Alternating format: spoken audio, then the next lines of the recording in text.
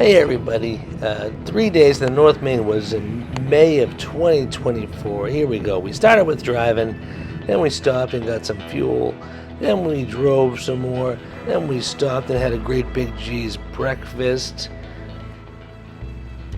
then we drove some more, then we got some fuel, then we drove some more, then we got some food and stuff to cook at camp and drove some more, stopped and took a look at the Mount Katahdin overlook. And while we're taking a look at this, let's talk about who we are. First, you've got me, I'm Joe, you got Paul, and you got Kevin.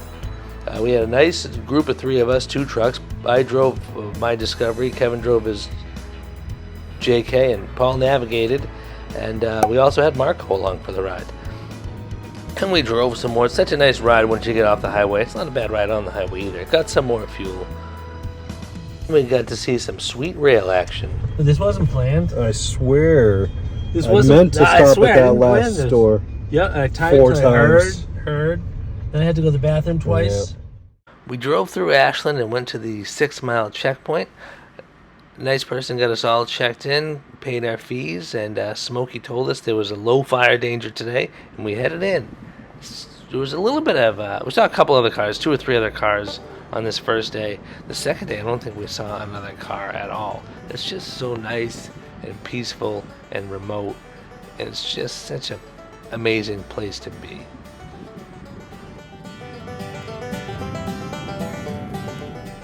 Didn't take long for us to see our first moose. I think we saw 2 or 3 moose today. I think both Paul and I filmed the same moose good once. And the next one was just too far away that didn't come out in the cameras, and the other one was just gone too fast. After this quick moose stop, we were checking out campsites. We really liked this site, but we pressed our luck and hoped we could do better, and we kept going to get further into the woods while we still had daylight, and we finally settled on a different site just before the sun went down.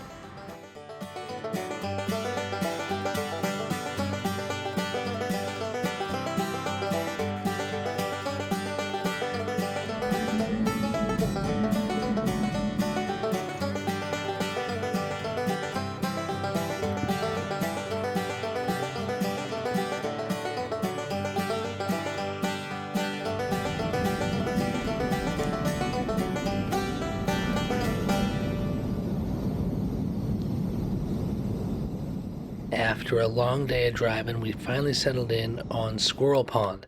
Beautiful pond. It's a short trail from the pond to the campsite. You can't see the pond from the campsite, but that's okay. Plenty of room there. We set up a nice camp, cooked a nice dinner on the Scottle grill, and then we sat around the fire for a bit and planned the rest of the day. We slept great under a very clear sky, and Kevin recorded the sounds of the night, which I kind of condensed down to what I hope you can hear.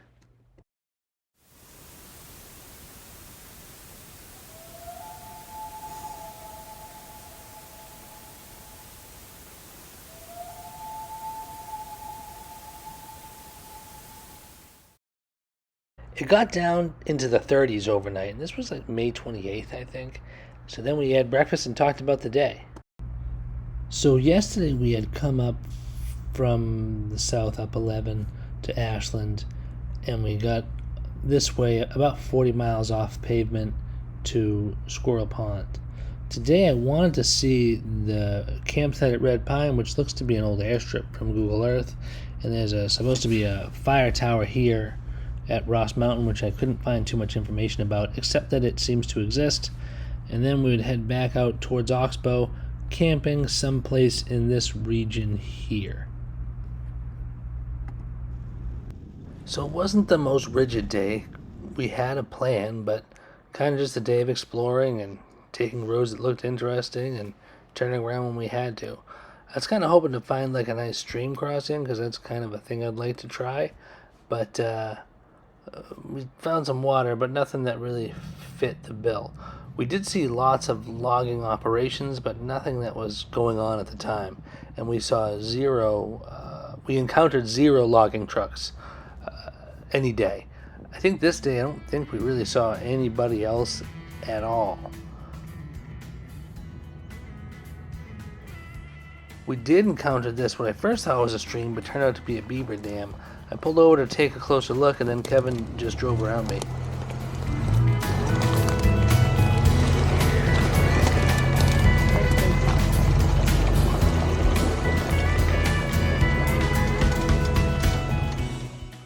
Then it was just more driving around and exploring, taking roads that were interesting and turning around when we had to.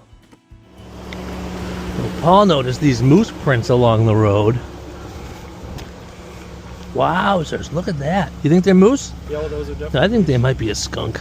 And these are right here, look, deer. Yeah. Wow. That explains all the poop we've been seeing. But look how cool that is. It's in the heart. So cool. And that's like, yeah. I wonder if it happened when it was muddy, like after a rain, and now they're... Just more driving around, looking around, and exploring. If the North Maine Woods was a national park, it'd be the largest one in the continental United States. Only the ones in Alaska are bigger. It's that vast and there's that much space.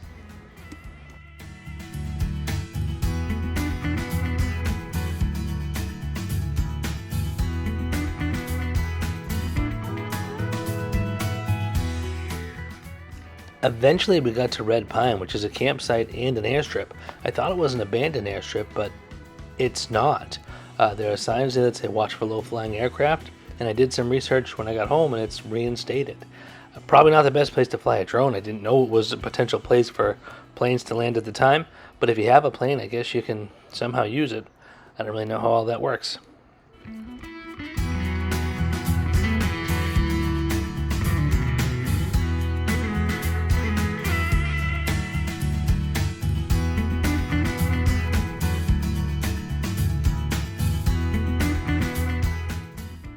From here we continued on, and the next stop would be where the Realty Road meets or should cross the St. John River. And the maps kind of disagreed on whether there was a bridge here or not. On Gaia Overland Topo, it's not there. MapQuest Satellite View, it's not there. Microsoft gets its data from TomTom, it's not there. And none of those have dates with them. Google Earth in 2013, no bridge. The official North Maine Woods map says the bridge is out. My gazetteer from 2019 says no bridge, but my new gazetteer says there is a bridge. Now I would have thought the bridge would be there. I didn't expect the new gazetteer to be updated incorrectly, but it just goes to show you that no map is perfect, especially up in the North Maine Woods. But they were good enough to get us to the Ross Mountain Fire Tower. I hadn't been able to find minimal information about it. I did see a zoomed out picture of this sign, which I was afraid would say do not climb or something like that, but thankfully it didn't, so up I went.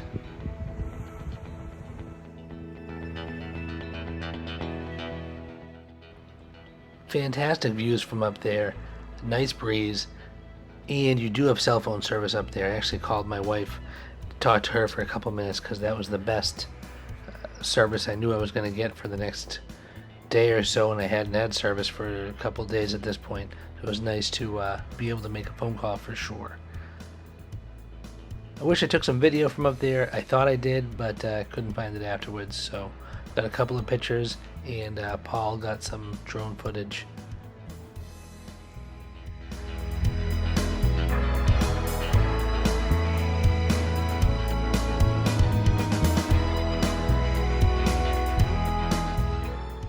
After chatting with my wife for a few minutes, I climbed on down from Ross Mountain Tower, and then we were on our way. We passed this place, and I don't know which one of us it was referring to.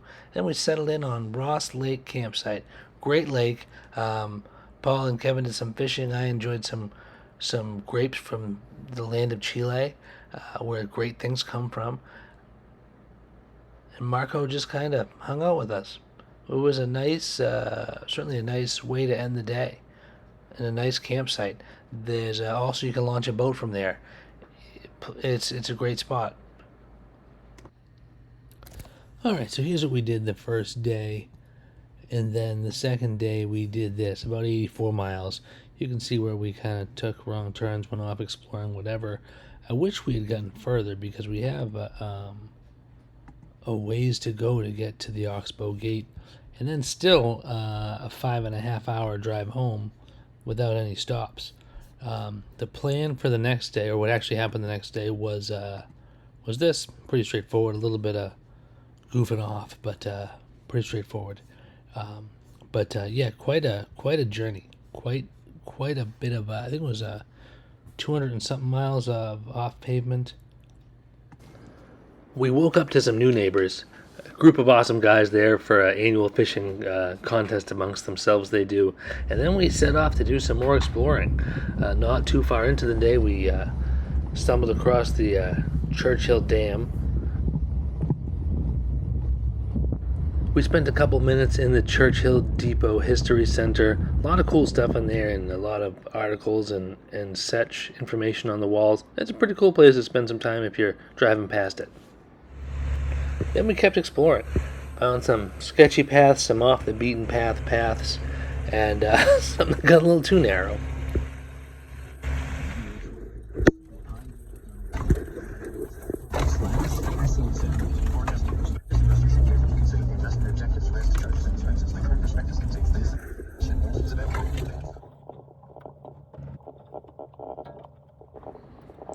These sort of roads were all over the place. They started off as a normal road, got narrower and narrower, and then became kind of like a path that used to be a road. They're flat and smooth, they're just really overgrown.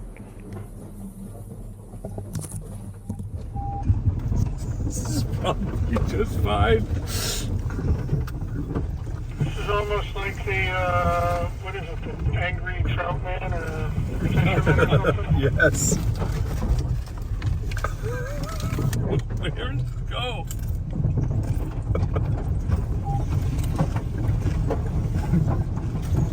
Technically, this is a road. This like can be here. Gas cans. Those cans are still there, okay. Alright. Well, at least they're empty, so if they fall off, they're not True. really doing much. True. We just kept exploring on the way out, looking at campsites and taking roads that intrigued us. This is Spider Lake. There's a nice campsite right on the lake there. We stopped here for a bit, took a break.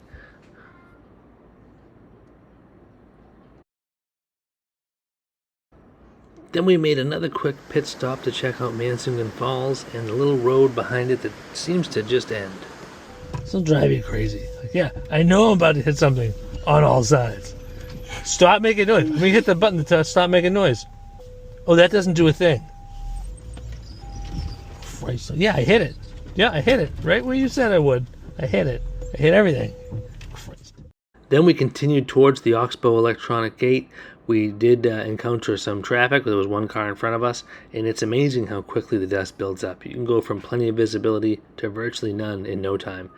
If you have any sort of group, I think everyone should have a copy of the planned route so you can all travel at your own pace safely without trying to keep an eye on the car in front of you. We headed towards Oxbow, and I'd never been to an electronic gate before. So in here, you've got registration forms, money slot, brochures, and phone. You pick it up, you dial that 800. They answer at North Maine Woods. It must be at another gate or something. And I told him we were leaving, and he said, okay, open that gate, and the gate opened. Pretty easy. I imagine checking in's pretty easy too. You just fill out the form and leave the money and call them. Pretty cool.